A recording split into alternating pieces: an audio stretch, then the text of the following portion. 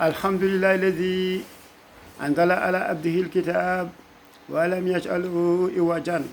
والصلاة والسلام على سيدنا ومولانا وحبيبنا وشفيعنا سيدنا محمد وعلى آله وأصحابه وخلفاء الراشدين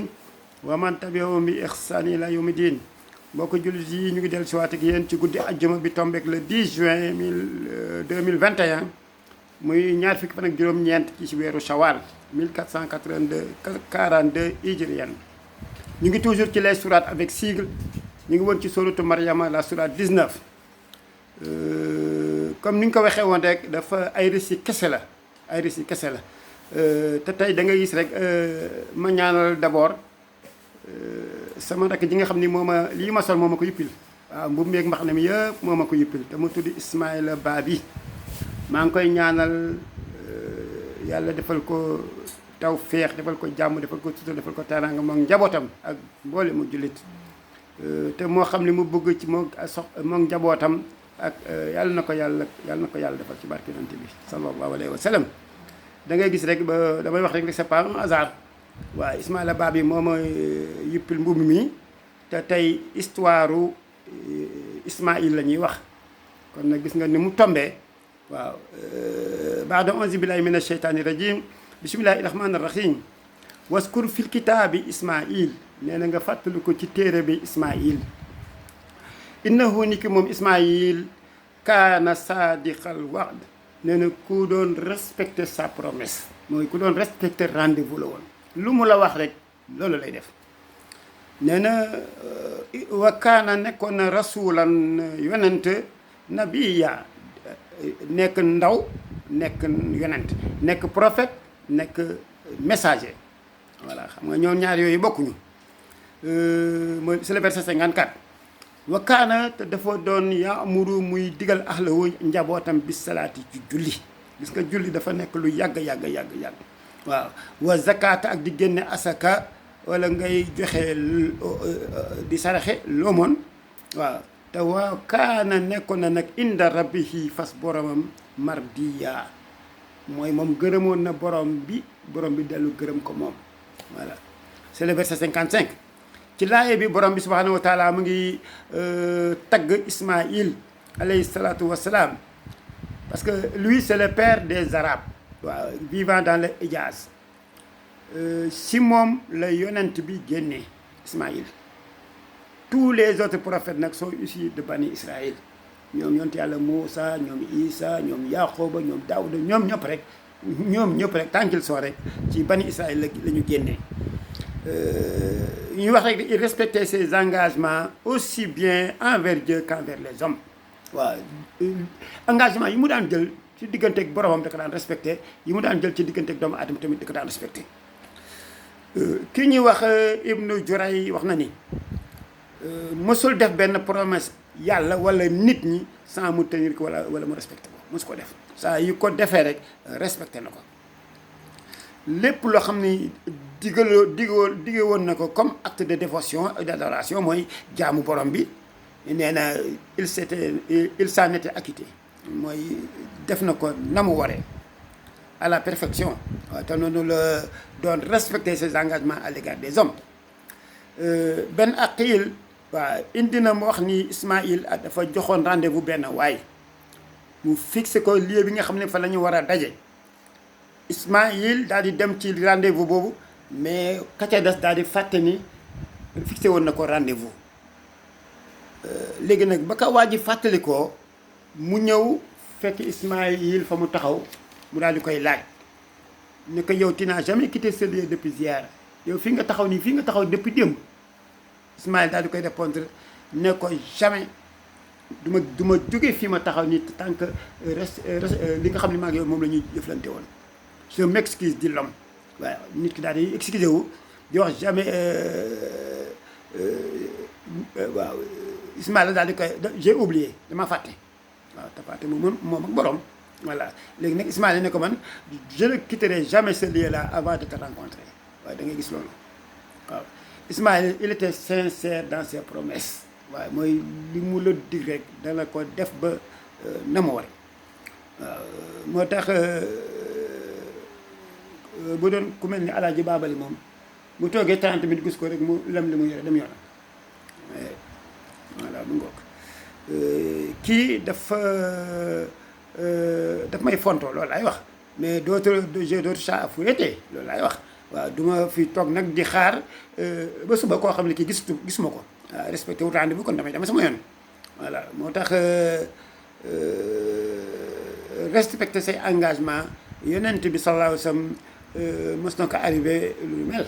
moom it lu ni mel waaw Abu Daawud indi na wax ni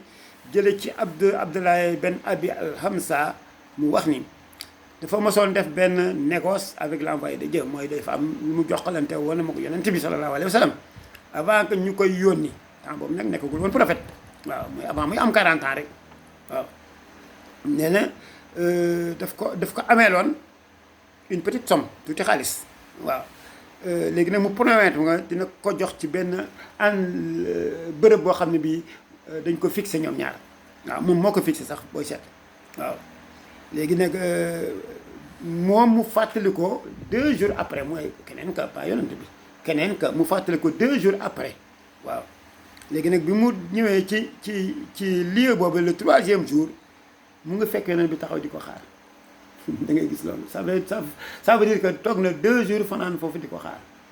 waaw léegi nag mu daa après mu daal di koy wax bi mu egsee mu ne ko jeune homme tu m'as causé tant de peine dëgg ñaari fan nit taxaw di ko xaar loolu amul ko gën a metti waaw mu ne ko tu m'as causé tant de peine ça fait 3 jours que j'attends ñetti fan a ngi di ma toog di la xaar waaw ay jéggalu rek lay mujjee waaw ay jéggalu rek lay mujjee voilà da ngay gis niveau bi yonent bi sallallahu alayhi wa sallam toll woon kenn tollu fa woon léegi Ismaïla nag yonent la woon te yonent bi yonent sallallahu alayhi wa sallam kenn du moom waaw moo tax buur bi subhanahu wa taala di jàjj jullit yi waaw ñi dul di jàjj ñi nga xam ne du ñu tenir seen promesse wax ba pare sànni bari na ci doomu aadama ñu koy def te loolu ñëw na ci suratu Safi surat 61 verset 2 yaa ayyuhal lazina amanu yéen gaa yi wax ni gëm ngeen lima taquluuna lu tax ngeen di wax maa la tafaluuna loo xam ni doo leen ko def lu tax ngeen di wax loo xam ni doo leen ko def waaw si waxu borom bi yonent bi sallallahu alayhi wa sallam feelu ko wax moom it am na ñetti mbir yoo xam ni mooy caractériser l'hypocrite ne nag bu fekkee mu ngi wax dafay fen bu fekkee jox na la promesse du ko tenir bu fekkee dénk nañ ko dara day wuruc day trahir waaw Bukhari Muslim Nisaa'i Tirmizi ñoom ñoo ko ñu indi hadis boobu d'après Abu Hurayra bon dans son originalité mooy hadis bi ci yaxam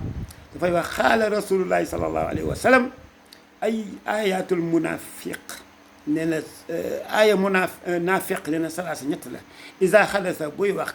kazaba day fen wa isa waada bu la daalee c'est-à-dire bu la fixé rendez-vous axlafa mu da koy wute wa isa utimina boo ko dénkee nag xaana mu wuruj mu trahir waaw rawahu Bukhari wa Muslim Tirmizi wa Nasaa'i an Abi Hurayrata voilà mu ngoog kon nag ñaari benn la bi français la bi yaxam bi la ci arabe Ismaïla dafa doon recommander la prière et la charité à son peuple waaw il était vraiment l'élu de son Seigneur waaw moom vraiment yàlla ko tànnoon waaw ci wàllu julli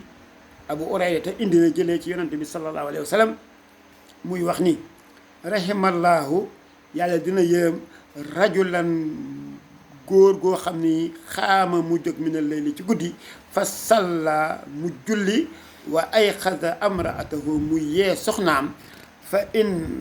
abat du fekkee soxna sa daa bañ nada na ko wis fi wajiha na ko wis ci kanamam xam nga loolu yow yaay xam ni ndox lay wax waaw moo tax mu indi ba ca des allemand indi na ko waaw nga wis ko ndox c'est-à-dire loolu témoignage la pour ni yéen naa ko mu lànk ne du jóg kon nag wis ko ndox nga xam ne loolu mooy seen témoignage seen diggante yéen ñaar yowmal xiyaam raximalaa dafay indi pendant bi yàlla dina yërëm imraatan soxna soo xam ni xaamat mu jóg mi ne layli guddi fa salat mu julli wa ay xasat mu yee zawjaha borom këram fa in aba ne na bu fekkee dafa bañ na daxat na ko wis ndox fi waj yi alma ndox rawahu Abu Dawud wa Ibn Majah waaw da ngay gis rek à travers ñaari hadiis yi boroom kër bu jaamu yàlla comme ça se doit war na mu entraîner dans son sillage soxnaam mooy fa mu jaar noonu war na fexe ba jàpp ci loxo soxnaam tete ke koti yool yi am na si beneen hadiis rapporté par Abu Hurayrata l'envoyé de Dieu, paix et salut sur lui mooy yàlla na yàlla yokk ay leeram wax na ni lorsque l'homme s'éveille la nuit pour prier et éveille son épouse font tous les deux rakas, ils seront inscrits parmi ceux qui invoquent souvent Dieu. waaw muy wax rek ni bu fekkee boroom kër gi jóg na ci guddi pour naafila waaw daal di yee soxnaam ñoom ñaar ñu ànd def ñaari raka nee na ñoom ñaar dañ leen di inscrire ci ñi nga xam ni fu ñu toll ñu ngi jaamu yàlla bu nga xasee bind nañ ko ba pare jeex na kon kooku moom